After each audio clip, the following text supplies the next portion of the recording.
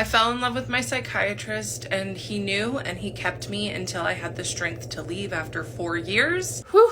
Been getting messages about this, so let's break down the situation with Kendra and her psychiatrist from the perspective of a DBT therapist. First of all, this is incredibly sad. It's very sad for Kendra, who felt like this was a wise idea to take her story to TikTok, which leaves her really vulnerable to a ton of judgment. And I can't imagine what that must feel like when you really do believe like your reality and experience says that something that happened to you wasn't supposed to happen and that you were the victim in this. I don't know that anything actually wrong was done because we're only hearing her perspective. I highlight this because we do live in a world where people often don't believe survivors of trauma. They are often made out to look like they're crazy. This all brings me to the first question that I get is, does she have BPD? So of course, no provider is going to go on TikTok and diagnose Kendra without having assessed her as a client. What I will say is that borderline personality disorder comes with a lot of stigma, even in the mental health profession. BPD historically was considered a diagnosis of neurosis and psychosis, but not exactly being either of those, more so on the borderline. That's where the name came from. DBT therapists tend to see BPD as a form of complex PTSD. The short and stigmatized version of BPD is she's crazy. Let's go through some of the symptoms of BPD, not all of them. Efforts to avoid real or imagined abandonment, unstable relationships, which often vacillate between idealization, you're amazing, we see that a lot here with a psychiatrist, and devaluation, which we're seeing now, kind of like naming every single thing that she felt he did that wronged her. Chronic feelings of emptiness, high levels of anger, which let's consider that from a trauma perspective as being constantly in your fight part activation all of the time. Fight part activation might not always look like actual fighting. It can look like trying to advocate